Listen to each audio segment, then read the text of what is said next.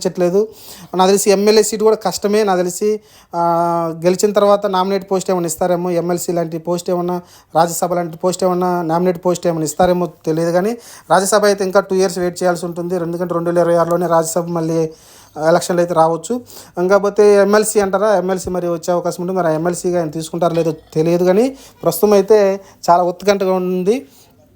ఏదైతే చంద్రబాబు నమ్ముకొని ఇన్ని రోజులు పనిచేశారో, వైఎస్ జగన్ని వ్యతిరేకించుకుంటూ వైఎస్ జగన్ తరపున గెలిచి, వైసీపీ తరపున ఎంపీగా గెలిచి నరసాపురం నుంచి, ఆ తర్వాత రెబల్గా మారి ఆయన విమర్శించుకుంటూ వచ్చాడు జగన్మోహన్ రెడ్డిని. అయితే ఇప్పుడు ఫైనల్గా అయితే ఆయన సీటు దక్కలేదు.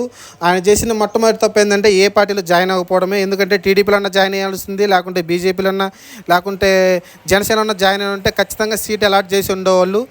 ఆయన అడిగిన ఈ నరసాపురమే వచ్చి ఉండేదేమో. ఎందుకంటే ఒకవేళ టీడీపీ జాయిన్ అయి ఉంటే టీడీపీ నరసాపురం సీట్ అట్టి పెట్టుకుని ఉండేదేమో. రఘురామరాజు కృష్ణ